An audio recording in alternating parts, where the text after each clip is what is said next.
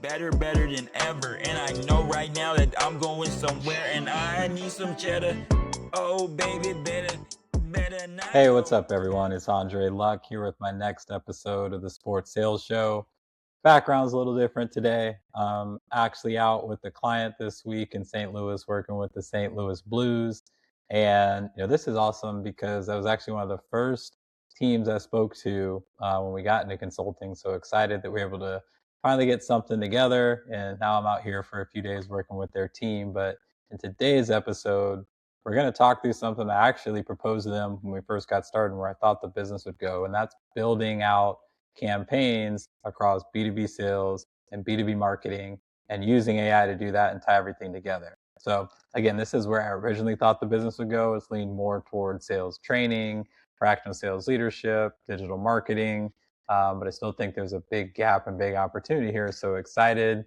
As I was putting together my notes for this, it reminded me of like things I was putting together and ideas I had 2 years ago as we were starting to map this out. But yeah, excited to dive in. So we'll start current state.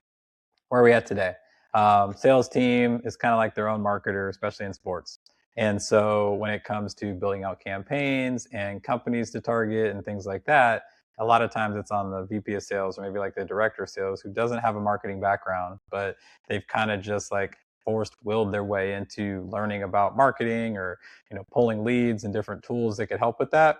And so that's where a lot of it is. Like any type of campaigns, like they're building out, they're structuring, marketing is doing a lot on like the B2C side with the fans and about the players and the team and everything like that, but not a ton that's focused specifically on B2B specifically.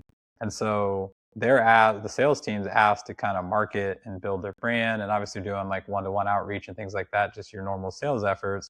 But they don't have the resources, they don't have the expertise, the knowledge of building out like marketing campaigns. That's why a lot of them land flat or they try stuff and like it's minimal results. So I'm going to talk through what that can look like when you bring the two together.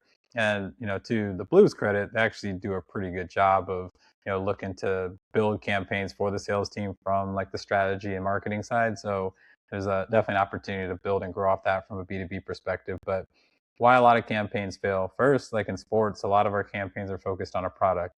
We just rolled out a new suite product. We have new loge boxes. We got floor seats. We got group outings. So it's like heavily focused on that. When you're focused on a product, you're very transactional. You're only going to get the people that are interested in that product, not the solution that you solve. And that's where there's a bigger subset of people. That's where more budget unlocks. If you're focused more on how we can help clients, companies gain more clients, keep their current customers, incentivize their employees, improve their processes and efficiency, like things that are like high level business objectives, build a campaign around that and how you help people do that, not that we have this product and they have to kind of connect the dots themselves on how our group outing could help them achieve their business goals.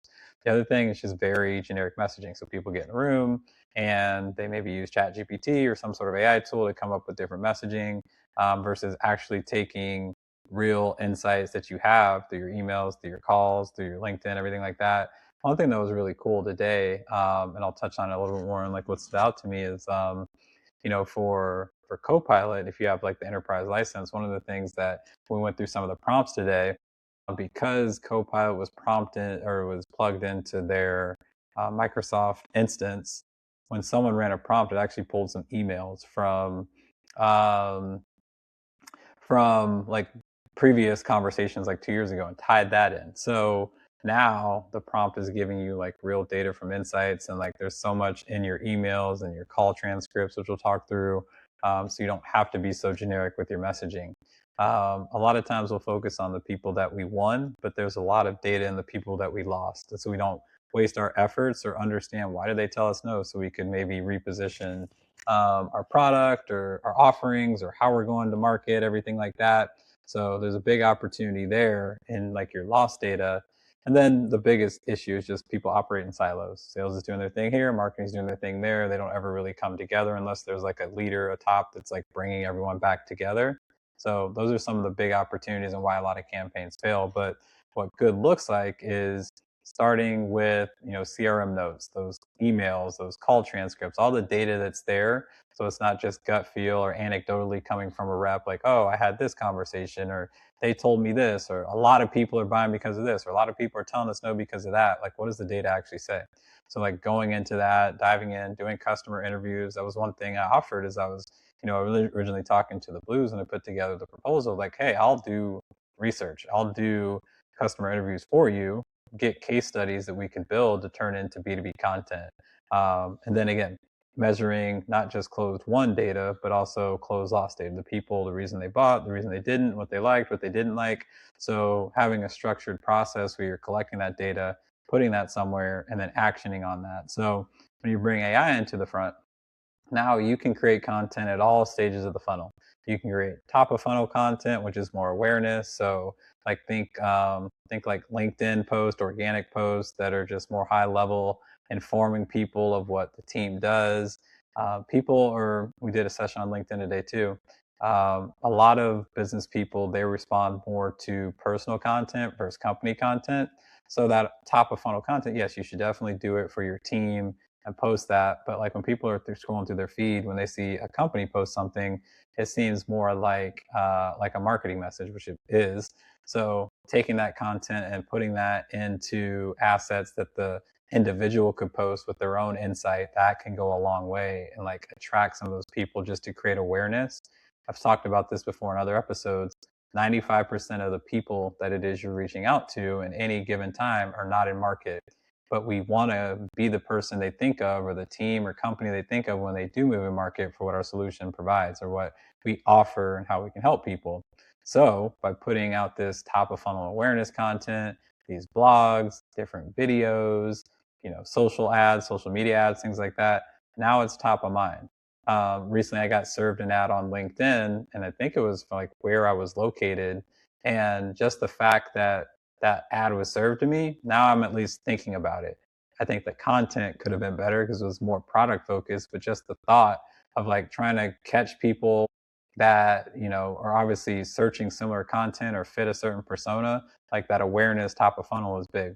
Um, Sales enablement. So AI can help obviously top of funnel, but then also with the outreach that the sales doing. So I talked about content the sales team could use in their sales outreach, different talk tracks, help them improve their talk tracks. So when you're doing phone calls or you're in your meetings or things like that, it's taking real insights and data, not like the generic script that me, the trainer, came in and gave you, or like your sales leader gave you, but like actually in real time dynamically adjusting what those look like so that it could be more dynamic, it could be more impactful as you build out your email sequences or objection handling and different battle cards you use to overcome those objections. Like it's taking real insights and real data, and you didn't have to rack your brain spending hours putting that together. AI could take that and like put that all together for you in the middle of the funnel. So now you've got somebody who's interested, they're intrigued, they want to learn more, they're talking and bringing other stakeholders to the deal. You can provide case studies. And maybe if it's specific and you have case studies, and that's one thing that a lot of sports teams don't have, a lot of sponsorship and like premium sales team, they have rich data and like their current clients that they could use. But just need to turn that into like actionable like case studies that you could serve, because that's going to help you close more deals when people see that other people are seeing success and they're trusting you to like tell that ROI story for them. At the end of the day, if we have that, if we have ROI calculators that could say, hey, based on your average deal size and what we sell, here's how we can help people like you. So there's a lot of content that you could create kind of in the middle of the funnel, helping you build out proposals, things like that. And then finally, as you get people to the stage where, they finally come on board or they've closed or like current customer marketing. So making content that's specific to that persona, to that customer, personalized outreach. So that takes a little more time and hand holding. It's got to be, the juice has to be worth the squeeze. So you got to make sure that the deal opportunity is large enough, or they're already a customer and it makes sense to put more tailored content, newsletters, other ways they could use your product, things like that, that make sense now that we have them on board. And so these are all things that manually we would put together, and someone had to come up with, based on all this, like take their own gut feel and like tie it together.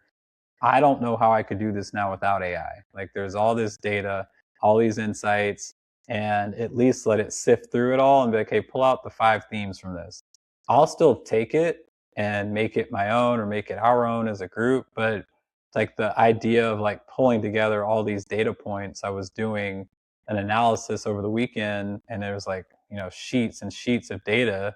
And I was like, I don't even know how I did this in the past. Like, I guess I just sifted through it or maybe sorted it and built some pivot tables and like made my own like assumptions, but it just seems foreign to me or weird to not now take that and dump it into AI and be like, hey, pull out the insights from this. What are like the trends? What are the themes? What are the problems? What are the, analyze this data for me.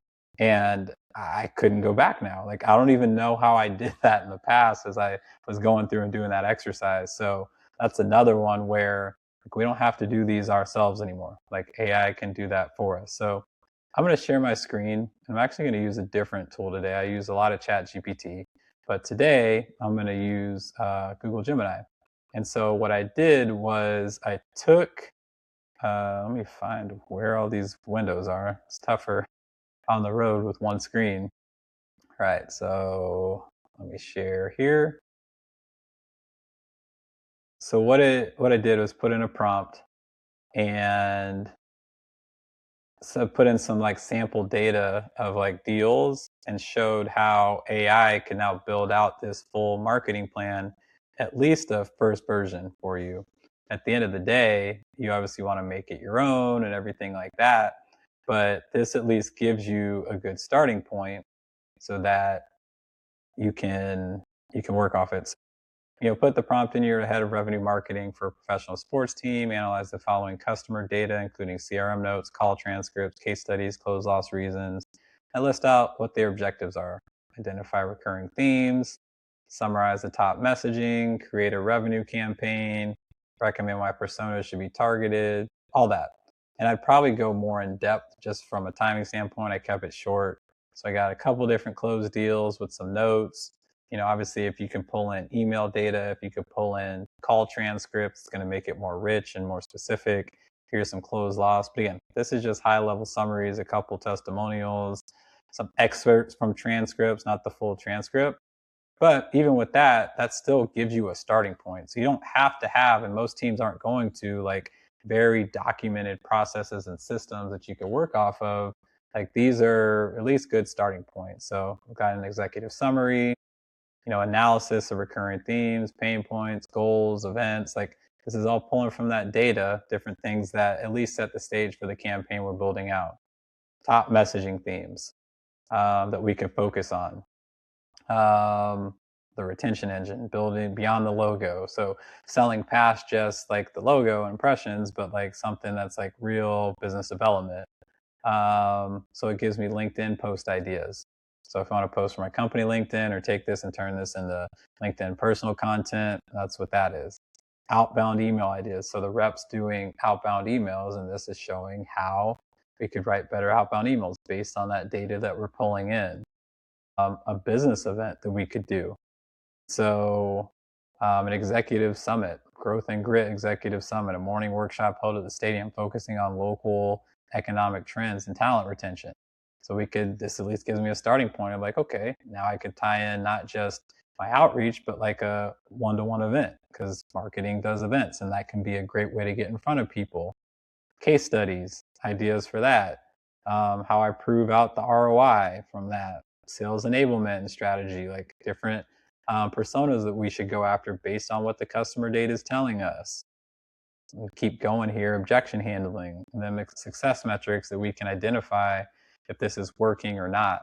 So I'm going to stop sharing there, but that gives you a good high level idea and understanding of like what this could be and what this could do. So if you take all that data and plug that into AI, it can give you a really good campaign. So if you're getting started for the first time, I'd say for sales leaders, building for what the future is going to be. Like teams are already there, teams are going to get there, but maybe you're not, you look and you're like, oh, my stuff's not in a tight place to like actually execute something like this. Cool. So start by first, improving your discipline around CRM. Like make sure you have systems and processes and checks that make sure people are using CRM the right way. Record your customer calls, turn that into insights and start pulling those transcripts in. start sharing not just data around your won deals, but your close lost deals as well.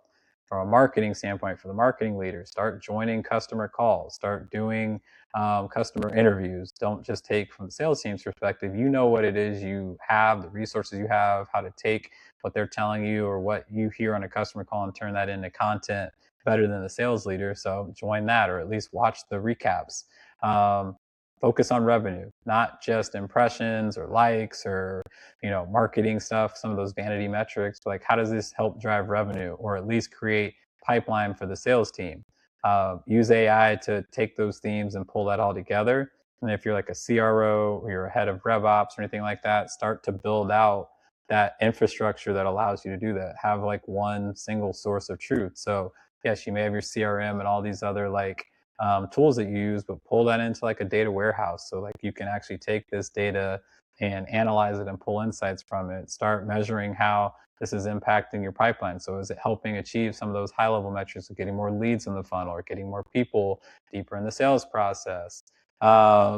Incentivize them for collaborating, incentivize the marketing team for revenue targets, and obviously sales is incentivized and has commissions and bonus and things like that, but help motivate and inspire the marketing team and the sales team to come together and put together plans to help that happen. So every episode I talk about different things that stand out. Both the standout and the shout out's going to go to the Blues.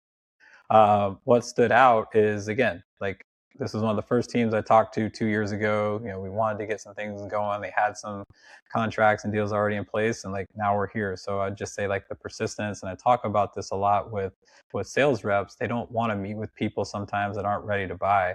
Have the meeting, plant the seed. You never know when there's going to be a fit, and just stay consistent and don't get discouraged if things don't go the way that you wanted them to. So definitely continue there. And my shout out again is with the Blues, because a lot of things we're talking about, they are building for what the future could look like. They already have Copilot on like a higher level, and they're a strategy person starting to, map out ways that they can use it.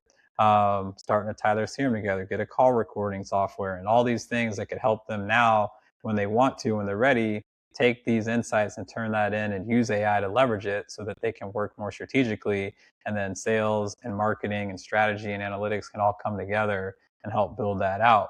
So in closing, build for what we're building in the future.